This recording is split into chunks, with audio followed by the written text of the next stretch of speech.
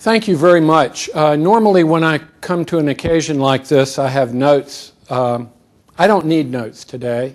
And I'm talking about a friend, and it's a very special pleasure for me to be able to thank Dr. Mildred Stahlman for the generosity that she has shown to Vanderbilt through a very long career here.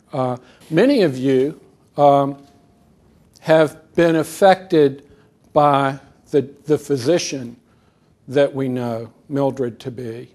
And others of you have had family members that she probably delivered and tended to in the neonatal intensive care unit that she started at our hospital. It's impossible to imagine a person who has had greater impact on this university than Dr. Stallman. Now, there are some things that I think many of her close friends know that some of my colleagues don't know. She's a great lover of animals, and if you ever visit her, you have to step over some of them to get to her. And she is also a great lover of people, and she has been remarkably generous over her distinguished career in giving back to people. This chair that honors her father is one of the most recent examples, but by no means one of the singular events in this long and distinguished career. She also throws what I would describe as the best New Year's Eve party in Nashville, maybe in America.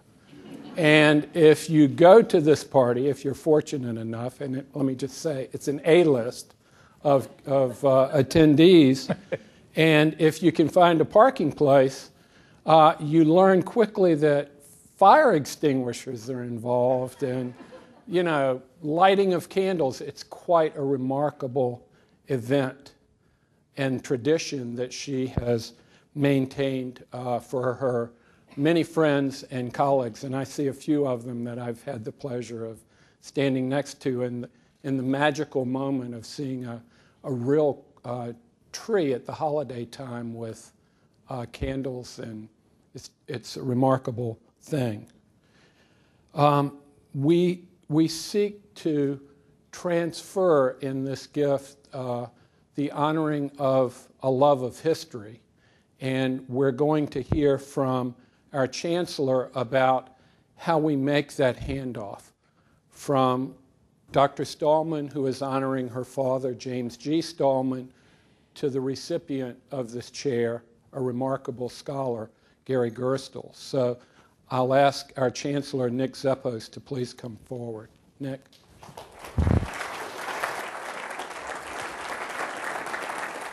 Well, thank you so much, and it is really an honor and a privilege to be here. And I will say, as a colleague and a lover of history, if I were a professor, I'd be sitting in the audience because I've been so looking forward to this event and certainly the lecture. What makes for a great university? A great faculty. How does one build a great faculty? It is through the generous gifts of others. And there is no more generous gift or higher honor in the academy than the installation of a faculty member into a chair. This is one of the true rites of passage that we have, to place a faculty member into a chair, but particularly a new chair. I remind everybody that at the end of the day, we will all move on. And that if you want to make your life last forever, if you want to continue the memories of those you love, the areas that you have a passion for, an endowment for a chair lasts forever.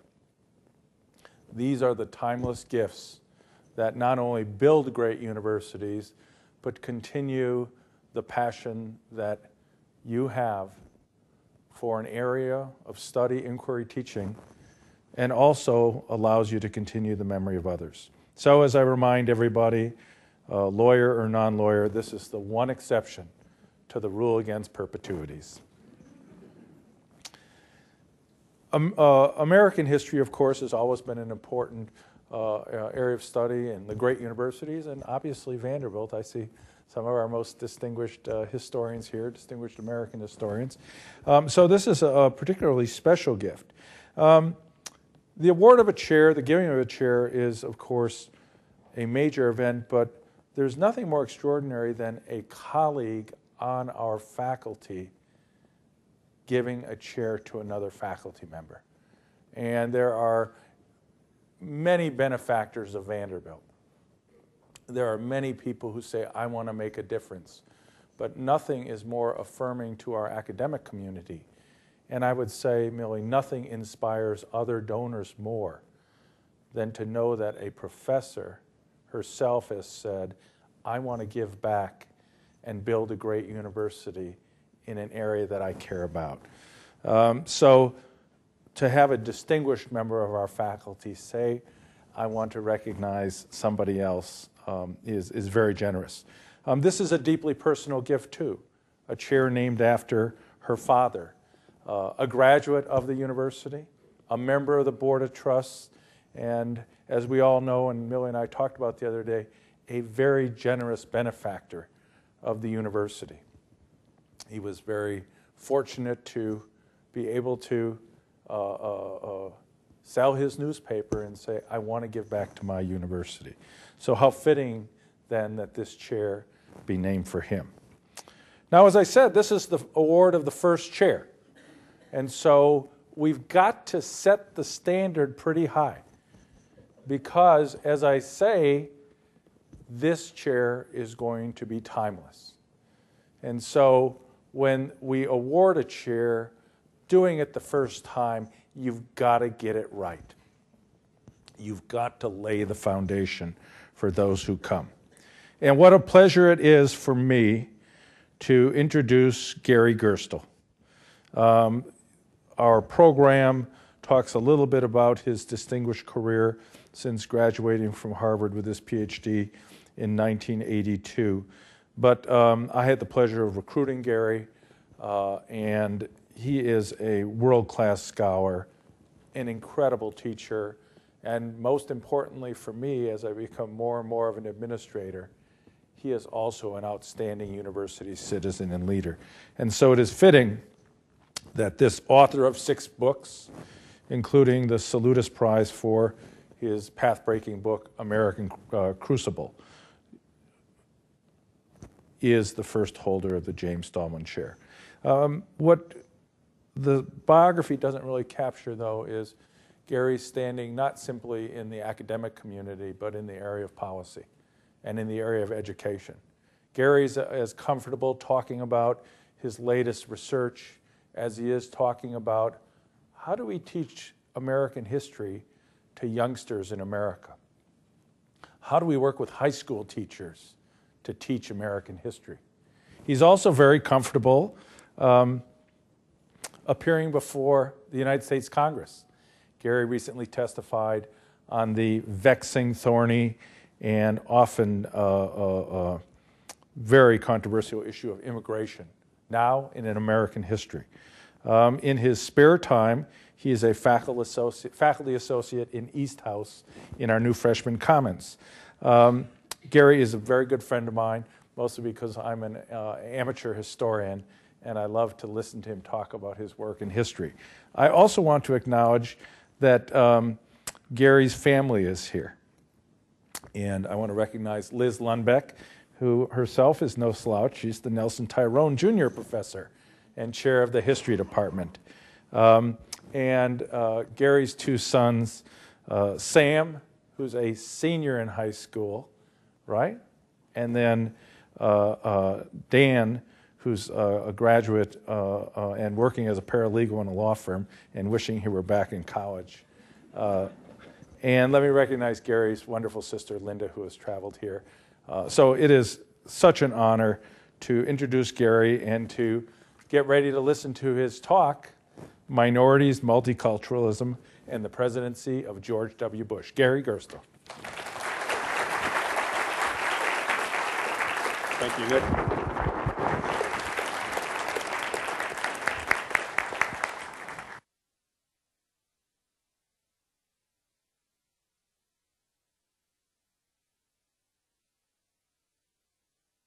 This room is weighted to the left. I wonder why that is.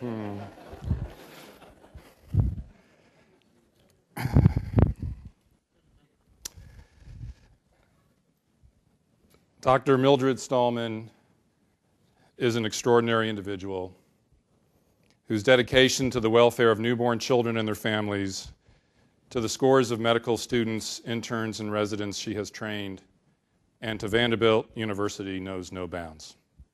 The 11 endowed chairs that she and her father and other members of her family have made available to Vanderbilt University, 11 endowed chairs, constitute a gift that will reverberate across the generations.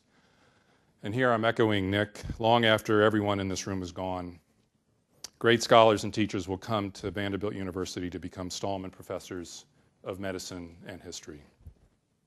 I wish to thank Chancellor Nick Zeppos, Provost Richard McCarty, Dean Carolyn Dever, and Dr. Stallman for giving me the opportunity to be the first holder of the James G. Stallman Chair in American History at Vanderbilt University.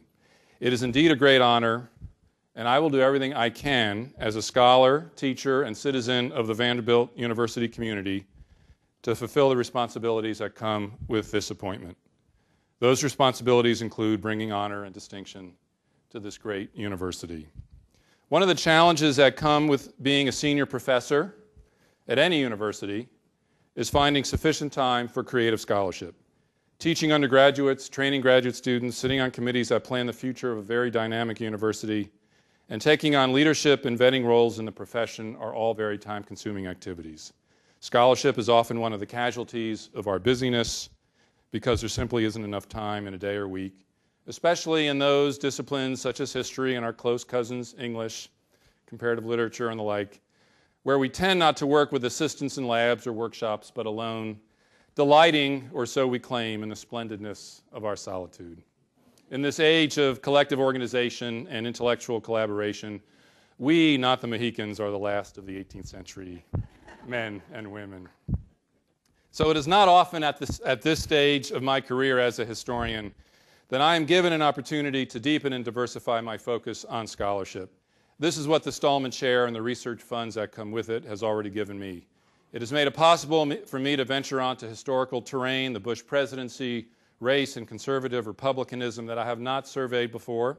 It has spurred me to think about writing a book that had not been part of my scholarly agenda. This would be a book on race, nationality, and the American presidency, from Theodore Roosevelt to Barack Obama or John McCain, that would allow me to chart America's engagement with race across what has been, by any measure, a remarkable 100-year period of racial enmity, conflict, and progress. The Stallman Chair has allowed me, indeed encouraged me, to unleash my ambitions, my intellect, my creativity on those issues in the American past that I care most about. So you see, Dr. Stallman, the chair has already been for me a great gift, and I am deeply in your debt for now and for all time. A few additional thanks. I wish to thank my family for everything. Liz, my wife and partner in history, my sons Danny and Sam, my sister Linda, and my mother Elsa, who desperately wanted to be here today but could not make the trip. I promised my mom a DVD of this occasion, so to the film crew, please do a good job or I will be in a heck of a lot of trouble. A special thanks to Jonathan Petty, Sarah Shout, Mala Tidwell, and others in the college's development office. I have worked at a lot of universities, and I have never seen events planned with the skill and panache that this group brings to their task. A special thanks, finally, to my colleagues in history and throughout the university, and to the graduate students and undergraduates with whom I work. Y'all have made Vanderbilt a very good place to be. I want to talk to you today about a man whom we think we know well, so well indeed that we think we have little left to learn about him. I'm talking about, as you already know, George W. Bush. There are very few people in the United States on any part of the political spectrum who haven't formed strong views about the man. Certainly, I would expect that to be true of most of you sitting in the room today. And yet there are many things we don't know about him.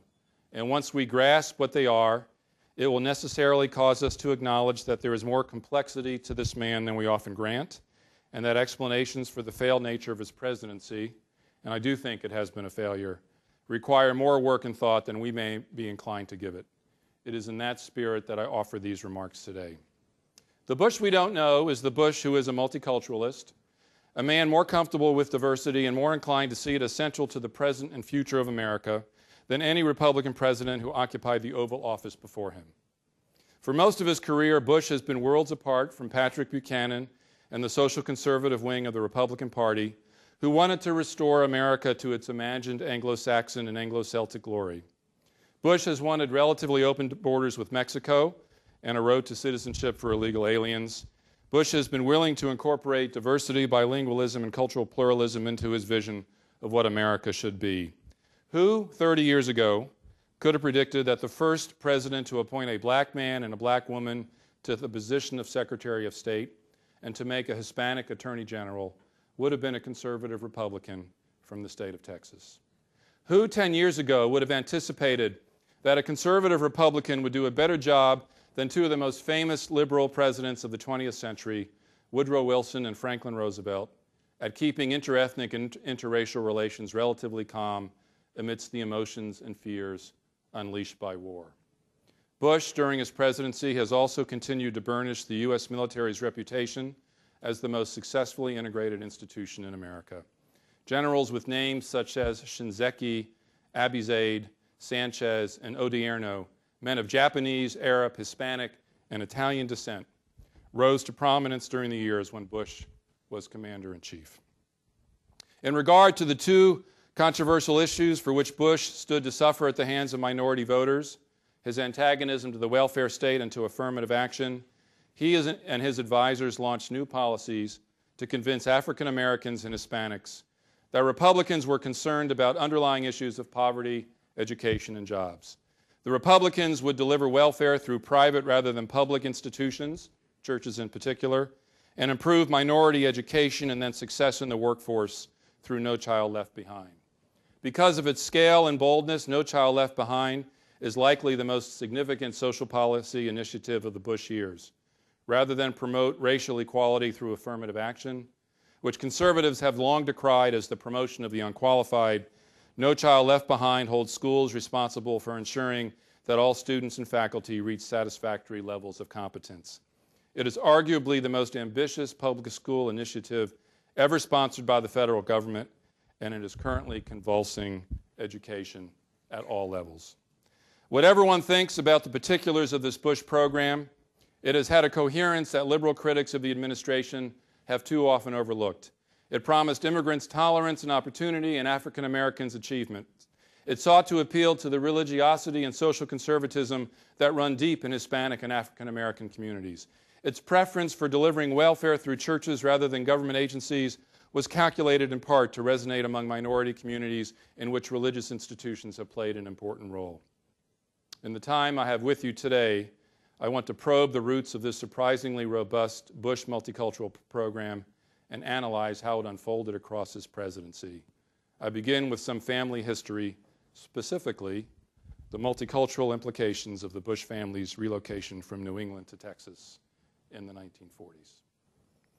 The Bush's family moved to Midland, Texas in 1948 was part of a group effort by Northeastern families to stake their Ivy-educated sons, in this case, Yale-educated George H.W. Bush, son of Connecticut Senator Prescott Bush, to promising careers in the booming Permian oil fields of West Texas. The scions of these families imagined that their sons would colonize a large portion of the Texas oil industry for family corporate interests in the Northeast. What they understood less clearly is how the migration of their sons to the Lone Star State would, over 2 generations, do less to expand the power of old New England elites than to create a new Southern elite with distinct economic, political, and cultural interests. One of those distinct developments was the engagement by these Northeasterners with the Mexican presence in Texas. Exposure to Mexicans in the oil business, in school, and at home is a consistent theme of George W. Bush's young life. He was 2 when his family moved to Texas. His father partnered with a Mexican entrepreneur in his oil exploration business. George W. saw Mexican laborers working in his father's oil fields. And at the public schools that George W. attended at Midland, approximately 25% of the student population was Mexican. A Mexican woman entered the Bush household in 1959 when Père Bush moved the family to Houston. Hired to be the Bush's live-in housekeeper, Paula Rendon stayed with the family for more than 30 years.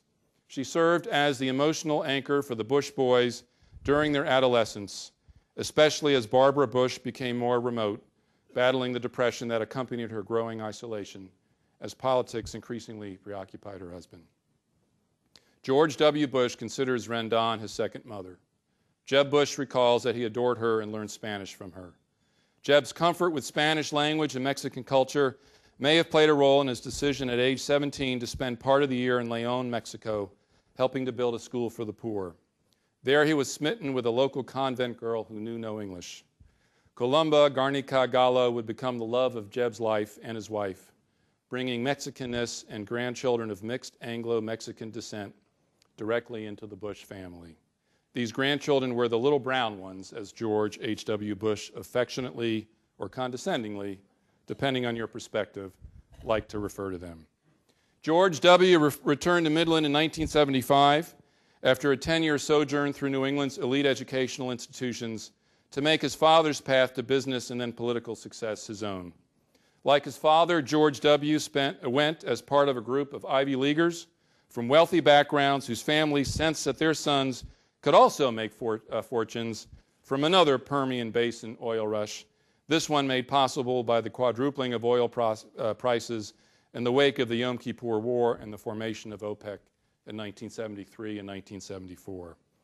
Most of these young men quickly made fabulous amounts of money and indulged in a nouveau riche and exclusively Anglo lifestyle of mansions, private schools, private clubs, and private planes for their business and pleasure. George W., however, didn't follow this script, in part because he showed little aptitude for making money. The social circuit of Bush and his pals revolved instead around family backyard barbecues and visiting local Mexican-American restaurants.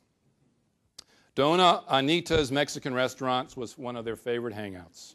Bush befriended the Reyes family that owned the restaurant, as he did other Mexican Americans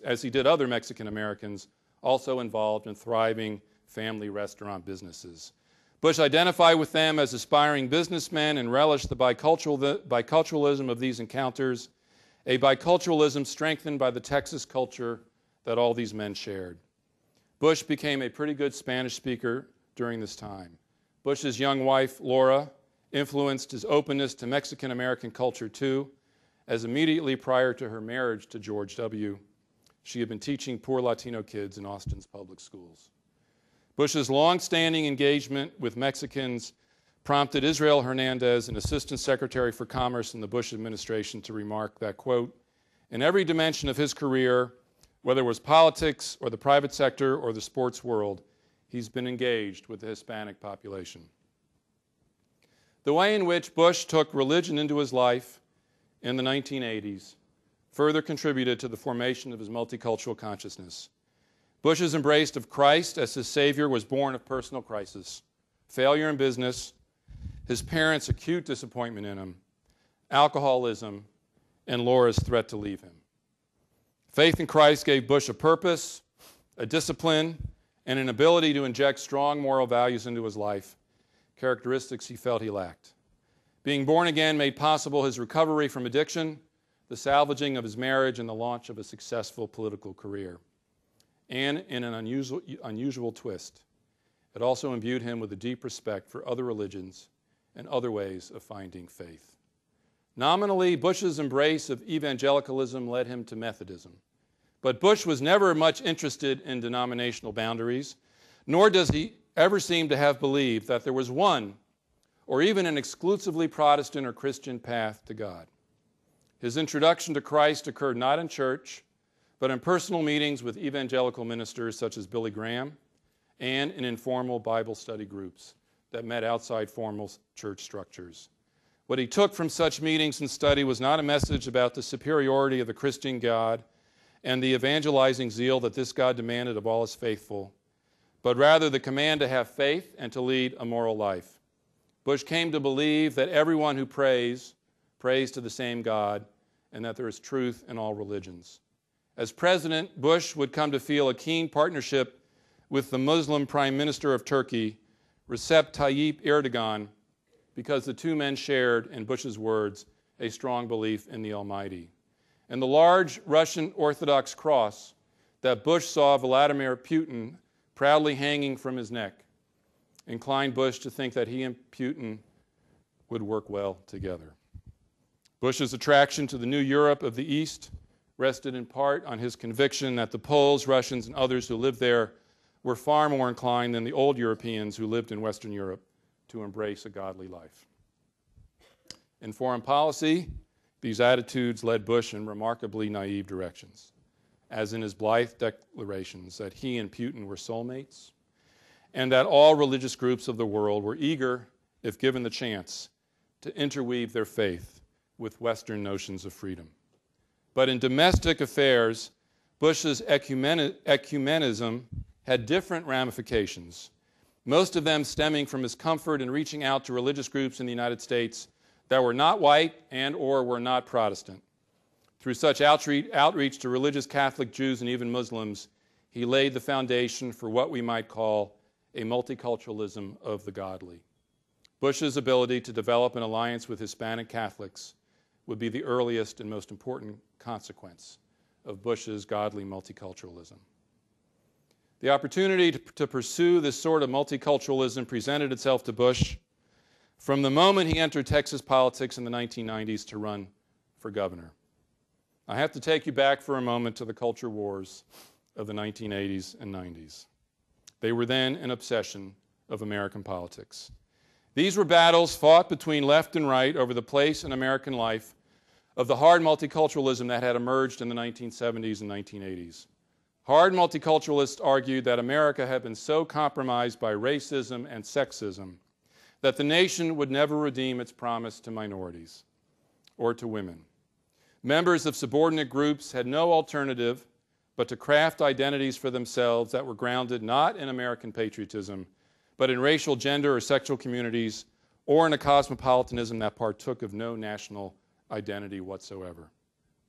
Conservatives reacted angrily to this rejection of America's promise and sought to extirpate hard multiculturalism wherever it had advanced in public and, in some cases, private institutions. Conservatives believed that the multiculturalist principles had also led government social policy astray, especially in regard to the welfare state. Welfare, in their eyes, had become a way of coddling what they called welfare queens, tolerating a debilitating drug culture and its associated violence, and encouraging widespread promiscuity and moral laxity. A harsh, very harsh vision of the inner city poor emerged from these conservative fusillades. America's ghettos were depicted by conservatives as homes to a vast underclass that lay beyond the reach of civilization. These attitudes encouraged conservatives to rehabilitate old racist stereotypes, such as the use of the Willie Horton image in the 1988 presidential campaign to associate black men with criminality and rape. These attitudes gave Los Angeles cops license to beat savagely a black motorist, Rodney King, arrested for speeding, actions that in turn triggered the LA riots of 1992. Those were terrible riots, and they revealed not only the tenseness of black-white relations in America, but of immigrant native-born relations as well. These developments brought to the fore Republican politicians determined to vanquish the hard multiculturalism that they blamed for these problems with a law and order morally absolutist and nativist conservatism. Leading the way was Republican firebrand and nativist Patrick Buchanan. At his side was Pete Wilson, former San Diego mayor and U.S. senator, who in 1991 became governor of California. In running for re-election in 1994, Wilson became one of the most enthusiastic supporters of the anti-immigrant Proposition 187, a draconian initiative meant to strip California's illegal immigrants of their access to all public services, including social services, health care, and public schooling for their children. Wilson and Proposition 187 won by large margins in California, making it seem as though Fortress America politics were carrying the day. Indeed, Wilson began laying plans to ride this anti-immigrant law and order wave into the White House. By 1995, hard to remember now that he's a footnote in history, but by 1995, he was an odds-on favorite to capture the 1996 Republican nomination. From the moment that George W. Bush decided to run for the Texas governorship in 1994, he cast himself as the anti-Wilson. If Wilson was going to build a national reputation by positioning himself as the enemy of Latino immigrants, Bush was going to construct his by posing as their friend. If Wilson was going to become the unforgiving law and order Republican determined either to purge America of every last one of its criminals or else seal off every remaining crime-ridden ghetto and barrio with police force, Bush was going to become the compassionate conservative, finding a way to bring the poor, even those who were sinners, into American life under the aegis of conservative values. Bush had instrumentalist reasons for positioning himself as Wilson's opposite. He may have sensed that the support for Buchanan's and Wilson's nativism was in actuality softer than it appeared to be at the time. With Karl Rove already at his side, Bush understood in precise district by district, precinct by precinct terms how indispensable the Texas Hispanic vote had become to his and Rove's largest ambition, building a permanent Republican majority in Texas and then in the nation. And he wanted to bring those voters into the Republican tent. In political economic terms, Bush intended to seize on California's deepening anti-Latino hostility to enlarge Texas's importance as the crossroads for hemispheric trade and to make Texas, rather than California, the entrepot for a hugely ambitious free trade zone covering all the Americas. Nevertheless, Bush's willingness to give these instrumentalist concerns such prominence in his thinking and in his politics revealed how deeply he believed that a properly constructed, religiously inflected multiculturalism was perfectly compatible with the conservatives' moral and economic values that he cherished. In this respect, it may be appropriate to see Bush, and this characterization may surprise you, might surprise him too, as the Republican Bill Clinton. What am I talking about? I don't know.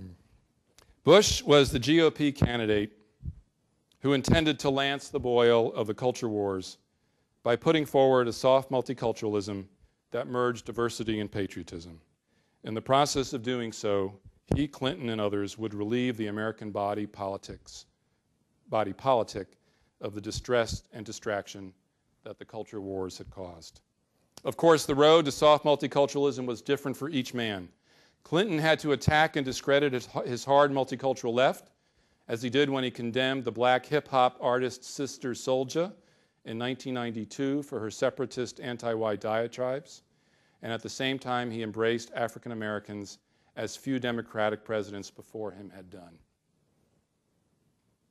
Bush had to attack the Fortress America faction on his right, the likes of Buchanan, Wilson, and Ross Perot and his allies, and he did.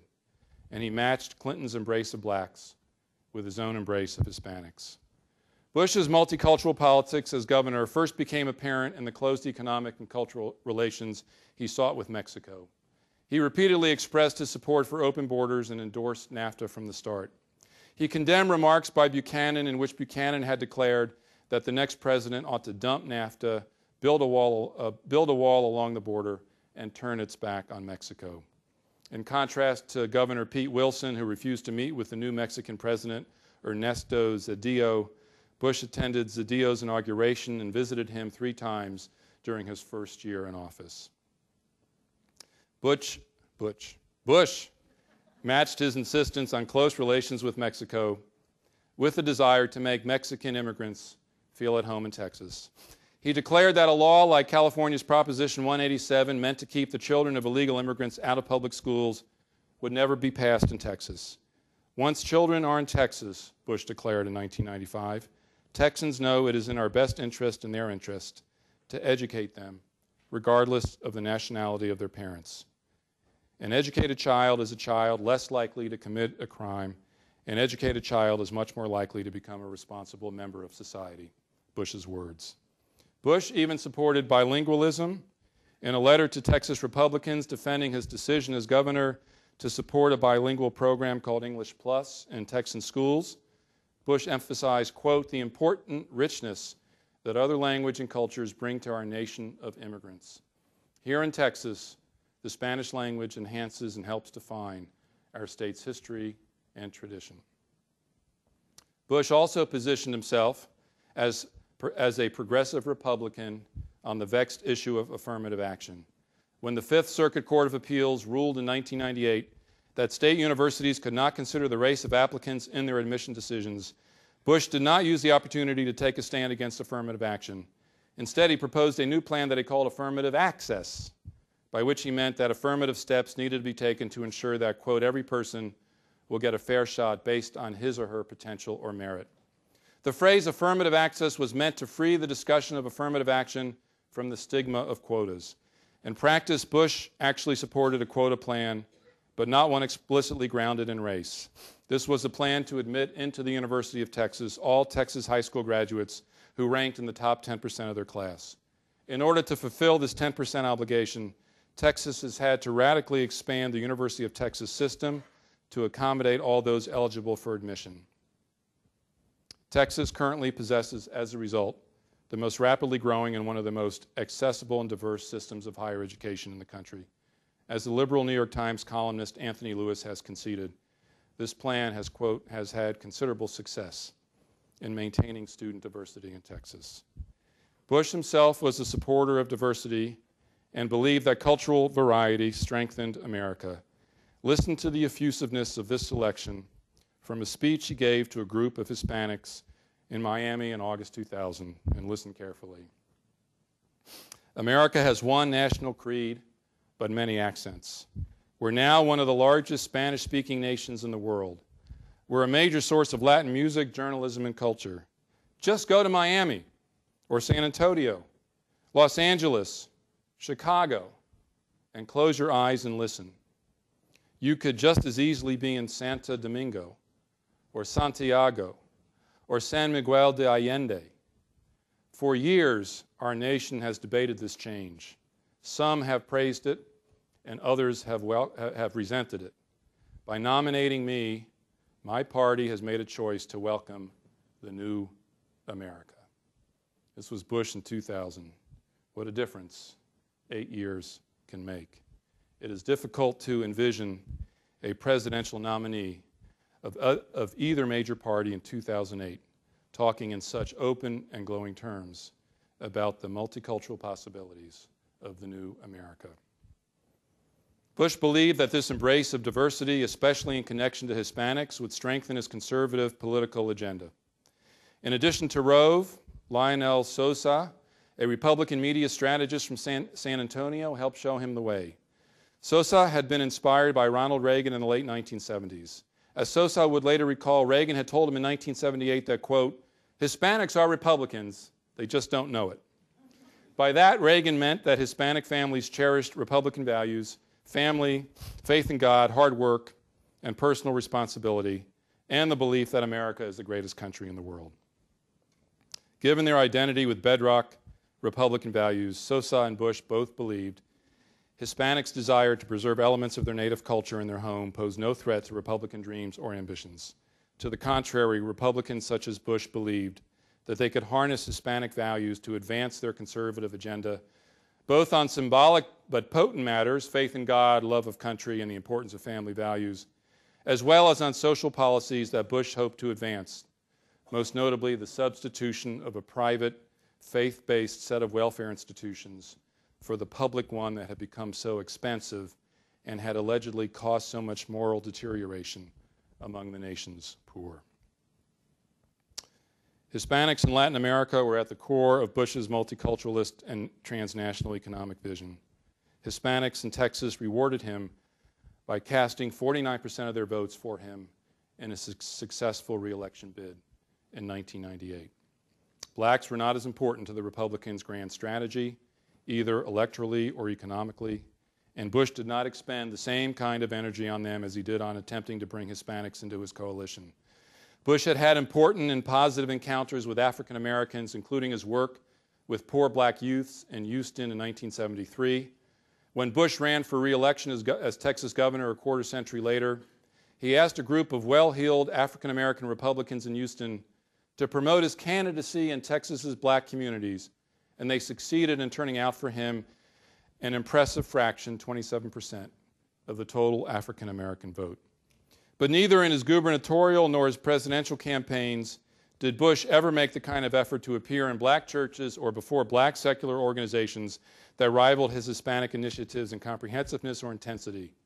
Moreover, blacks occupied no strategic place in the grand Republican hemispheric economic vision that paralleled the important role accorded Latin Americans. This may help to explain why Bush and his political gurus were willing to jettison at a moment's notice efforts to bring blacks into the new Republican Party. Soon after winning his first race for the governorship in 1994, Bush told a Texas reporter that, quote, "Blacks didn't come out for me like Hispanics did, so they're not going to get much help from me." This willingness to turn against African Americans would be on display both in the elections of 2000 and 2004.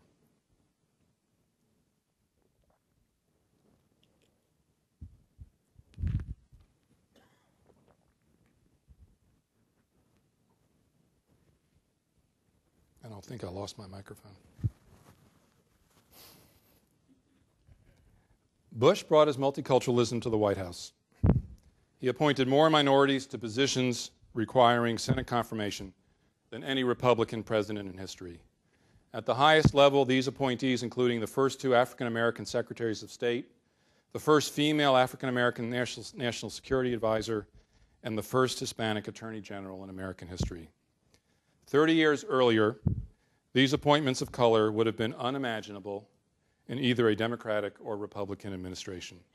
Whatever one thinks of the particular accomplishments and failures of the individuals holding these positions, their presence in or alongside the cabinet broke the glass ceiling that previously limited how high minority presidential appointees could rise.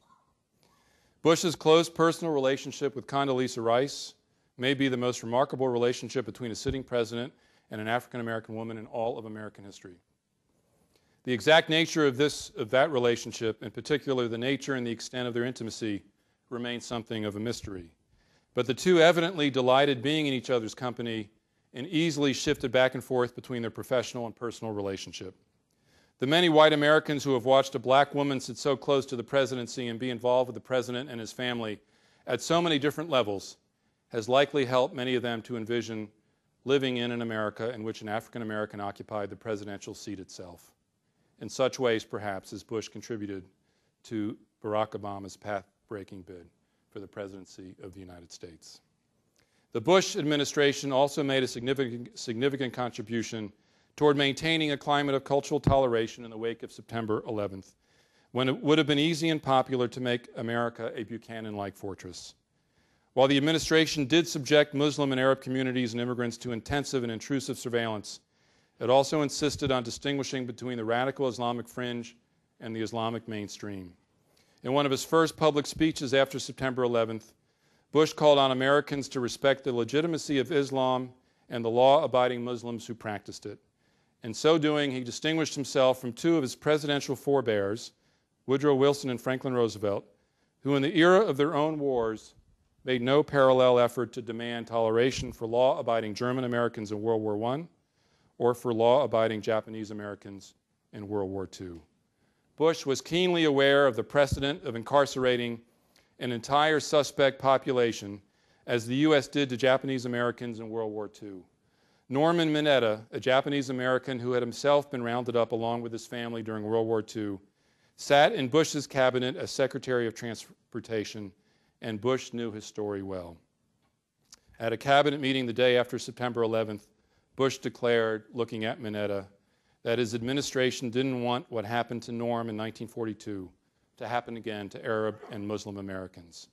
Instead, the Bush administration worked to create attitudes toward the latter groups that were more tolerant than those deployed against Germans in World War I and against Japanese in World War II. It often was not successful in these efforts, as anti-Arab and anti-Muslim sentiment continued to erupt among many groups of Americans at the grassroots. I take note in this regard of the terrible mosque burning in Tennessee last year. But on the other hand, the Bush administration's efforts to encourage toleration has made it possible to broaden America's exposure to Arabic and to Muslim culture and history, developments that would have been unimaginable in regard to German culture in World War I and Japanese culture in World War II. The greatest benefits of this predisposition to cultural toleration no doubt accrued to immigrant populations that did not originate in Muslim and Arab lands.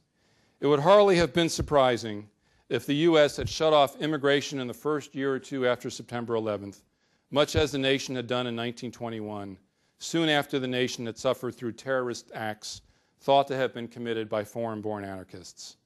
The United States dammed some immigrant streams after September 11th, especially those originating in Arab and Muslim countries. Nevertheless, for almost 6 full years after September 11th, the United States retained its reputation as a society open to immigrants. During that time, millions of immigrants, especially from Latin America, the Caribbean, and parts of Africa and East Asia, continue to come to the United States. The Bush administration played a significant role in keeping the immigrant gates open, and it took on powerful nativist groups in the Republican Party in order to do so. Hispanics in particular believed that they had a friend in the White House. They expressed their gratitude to Bush in 2004 by casting 40 to 45% of their votes for him, a doubling of the Republican percentage of Hispanic votes over what Robert Dole had achieved for the Republican Party in 1996. The importance of multiculturalism to the Bush domestic agenda can be gleaned finally from a signature piece of legislation passed just as Bush began his second year in office, No Child Left Behind. This legislation required every public school in the country to ensure that a large majority of students in every one of the school's racial groups would meet or surpass government-mandated achievement levels in math, English, and other basic subjects. Schools that failed to achieve those levels would be given a number of years to remedy the situation. If they failed, they would face sanctions, the loss of federal funds, the loss of students who would be given permission to enroll in better schools, the firing of school administrators and teachers, and ultimately the closing or state-ordered takeover of the failing schools themselves. No Child Left Behind, in effect, shifted responsibility for achievement from the individual child and his or her family to the state. Local districts in the front lines, state governments overseeing them, and the central government as the ultimate enforcer of standards and of penalties. What could have prompted a conservative president to design legislation that so disregarded a sacred principle of American governance, namely local control of American public schools? And what could have prevailed on him to overlook a basic conservative belief that individuals and their families, not the state, are responsible for their own well-being? I don't think there is a more basic conservative impulse than that. Bush's willingness to overlook such bedrock conservative principles suggests that a great deal was at stake in this legislation. Indeed it was. Through No Child Left Behind, Bush and his advisors thought that they could hammer the final nails into the coffin of affirmative action by offering minorities a new route to socioeconomic achievement. The seriousness of the Republicans' effort to address racial inequities through No Child Left Behind is apparent in their insistence that school achievement data be disaggregated by racial group, and that each racial group in every school reach a mandated level of achievement in order for the school as a whole to receive a passing grade. If the Republican Party were to succeed in raising achievement standards across the board through No Child Left Behind, and in closing the historic achievement gap between whites on the one hand and blacks and Hispanics on the other, they could then take credit for spurring minority success and advancement in ways that the liberals, with their soft bigotry of low expectations never had. Minority voters, blacks and Hispanics, would then reward Bush's tough love Republican Party with their votes, thus ensuring that Bush would become the architect of that which he and Karl Rove most ardently desired, a permanent and multicultural Republican majority. Whether or not No Child Left Behind will succeed in reducing historic racial divergences in academic achievement is not yet clear.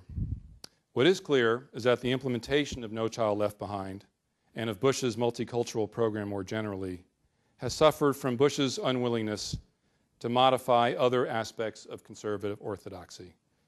Bush was deeply committed to slashing taxes on the wealthy, even at the cost of depriving the government of needed revenue for No Child Left Behind. And Bush tolerated in his administration and in the executive branch more broadly a widespread contempt for public governance. Many Republicans had become so enamored of an extreme version of free market ideology, one that declared that the market could solve all problems and the government none, that they became surprisingly cavalier about even essential tasks of public administration. In Iraq and New Orleans, this contempt for public governance would yield catastrophic consequences. In Iraq, it compromised the Reconstruction effort. In New Orleans, it allowed a great American city and its African-American majority to descend into disaster. The failure in Iraq and New Orleans became apparent at roughly the same time, fall 2005, and fatally damaged the Bush presidency. This was the moment when Bush's approval ratings plunged, never to recover. Bush's multicultural program was among the casualties.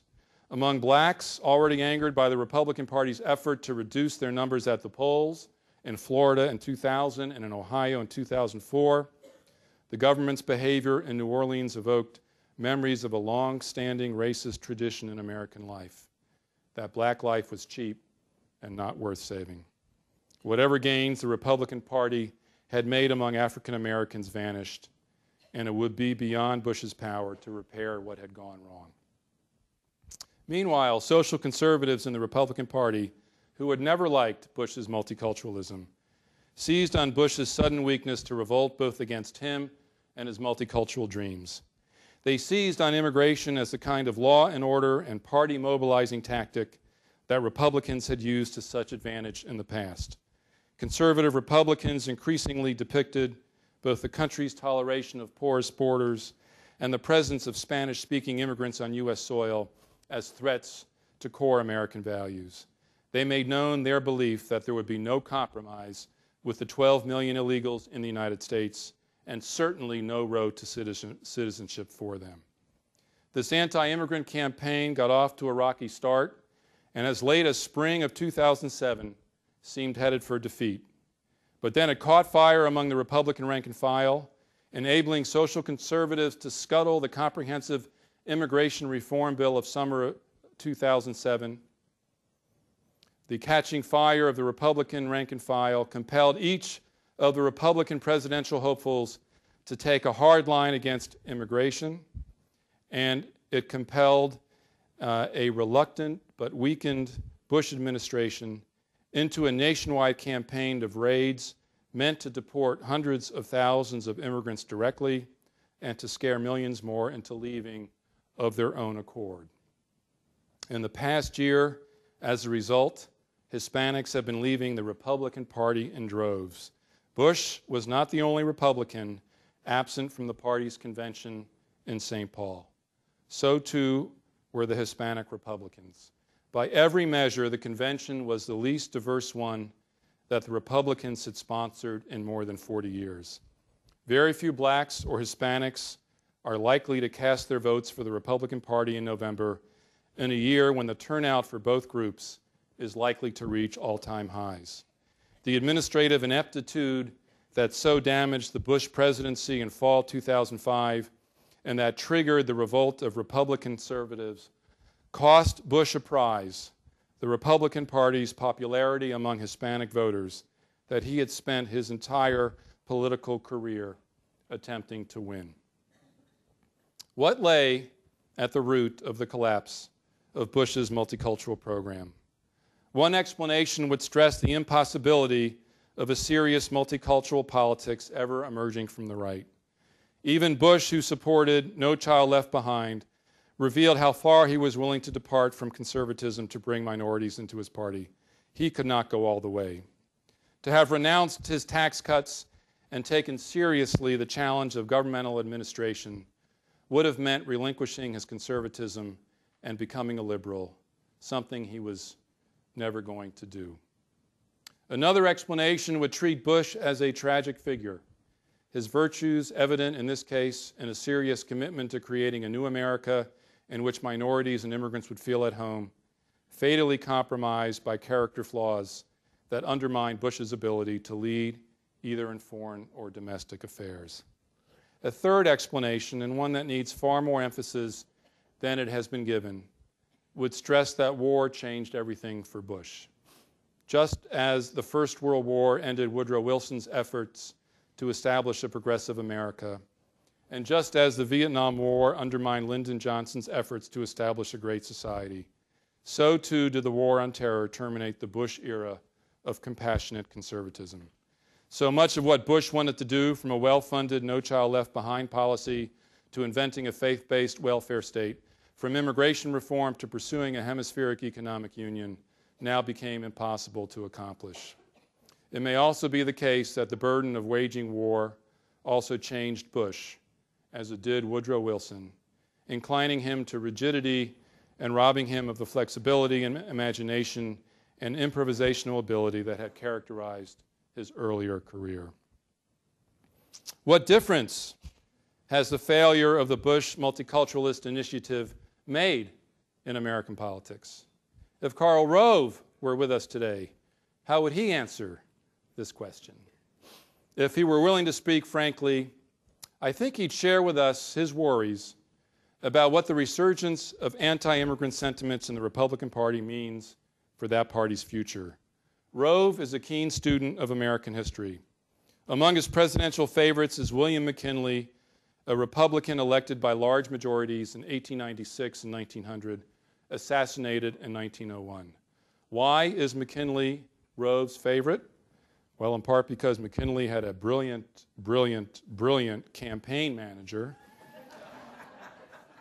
named Mark Hanna, who in making his man president broke all the rules. But Rove also admires McKinley because he was a big tent Republican.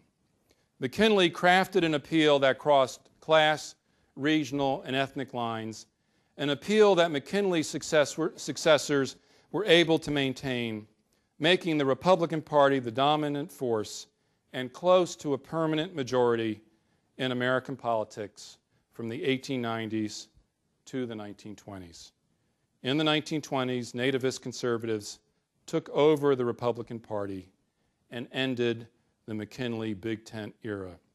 They turned the party against immigration and against the new America, and with a little help from the collapse of America's financial structure, an event also known as the Great Depression, cost their party its hold on national power for 40 years.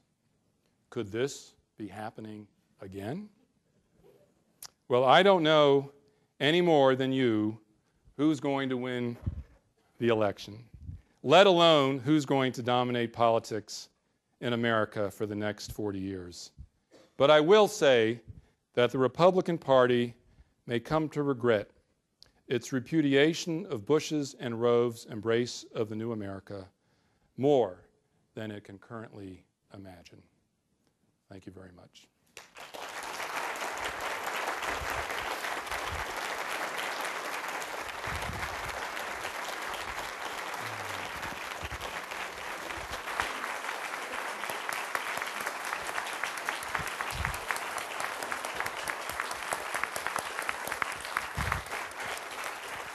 Couple of questions? We have some time for questions if anybody wants to ask them. And someone may also ask, maybe we be released from this room so we can have a wonderful reception outside. But if there are questions, I'll be happy to try and answer them. Yes? the, and I've thought about this, that the old Bush family is an inheritor of the old Republican tradition, by which I mean the Republican Party as the party of Lincoln and the party of emancipation, meaning a legacy of promoting the rights of African Americans. This was central to the Republican Party for the first 75 years of its history. And it's very possible, although I have not been able to establish this, that because of the rootedness of the Bush family in the Northeast and some of its roots that go back to the 19th century, it's possible that some of that came through to the family and to George W. Bush. But I have not been able to find that yet. It's an interesting theory and one that I want to pursue. But I do think what's decisive in this case is the move of the family to Texas and the exposure of the children, sometime by circumstance and sometime by plan, to deep biculturalism in the state of Texas, which at least two of the boys found very interesting and were deeply attracted to.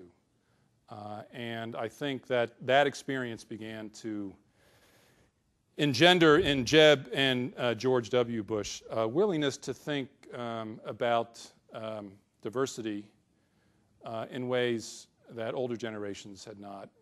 And in this respect, I think it's important to see them as children of the 60s. You know, we tend to, one story of George W. Bush is that he hated all the hippies at Yale and did everything he could to make life difficult for them. And he was on the other side of the culture war. But I think, given when they went to school and the revolutions occurring during that time, I think they were affected by that as well, making them more open to these kinds of multicultural ponderings and visions.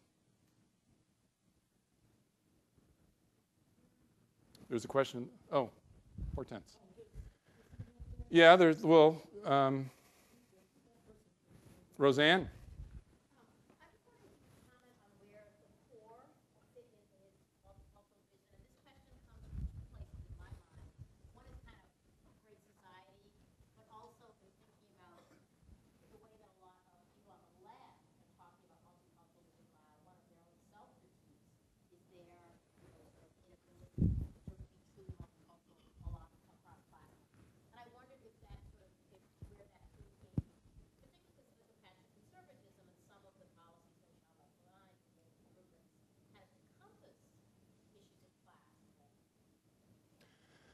Well, it's a very interesting question.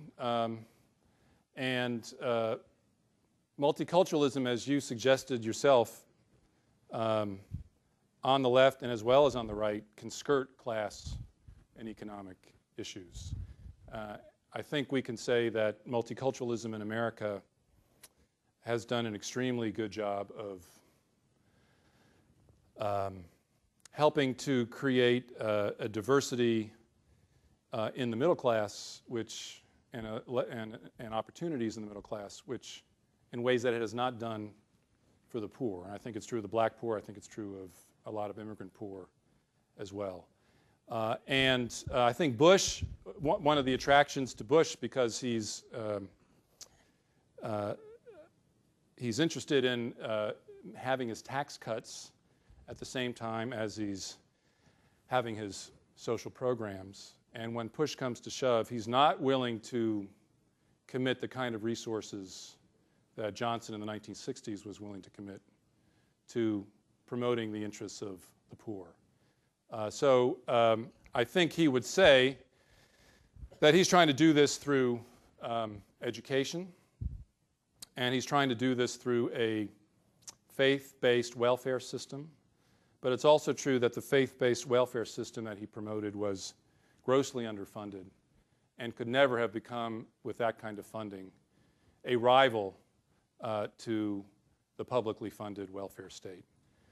So his promise of multiculturalism was strongest, I think, among middle-class minorities, and to those who believed in his promise of opportunity, for hard work, for educational achievement. But the multiculturalism of the right founders on the same shoals of class division as does the multiculturalism of the left. Hortense? Yes, Mayor, thank you very much for your talk. I was surprised by the end of the lecture when you point to what looks like a kind of evacuation by the Republican Party of certain more progressive ideas, because I had thought that that belonged to pretty much the contemporary Republican Party only.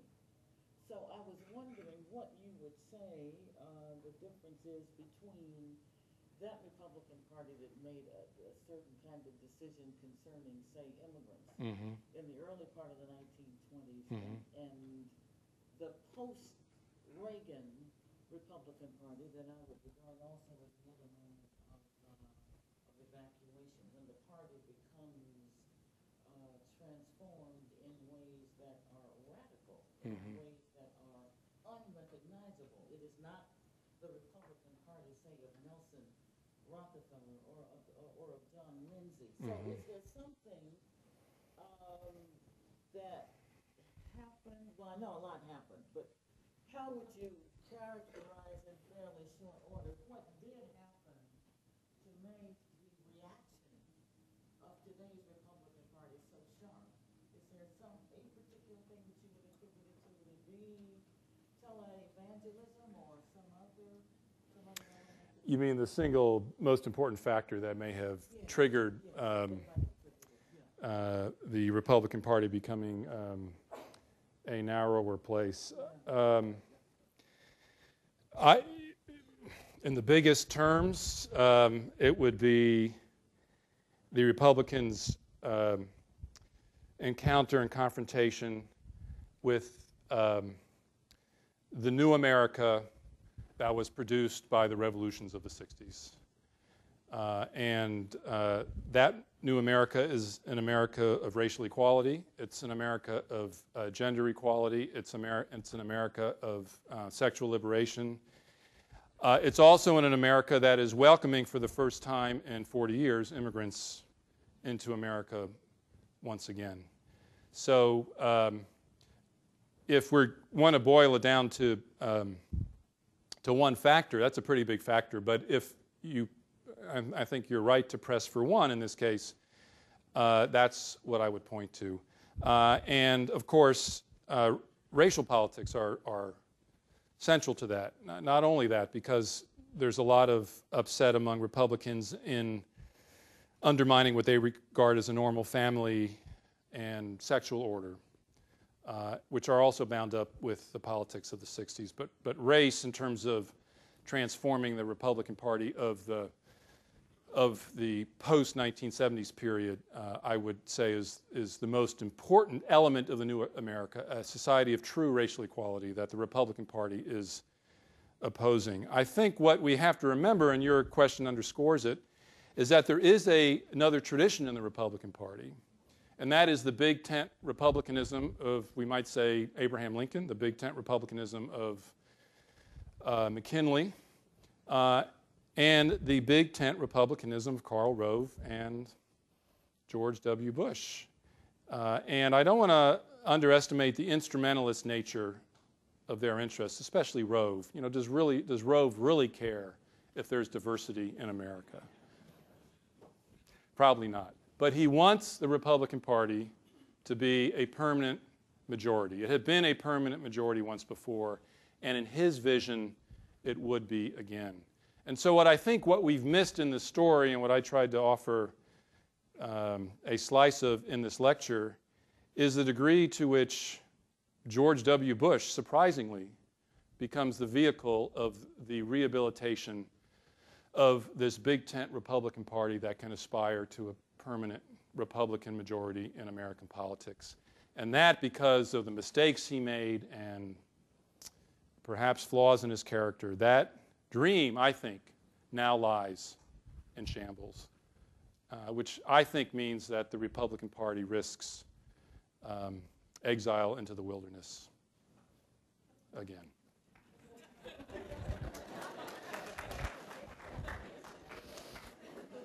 I'm sorry?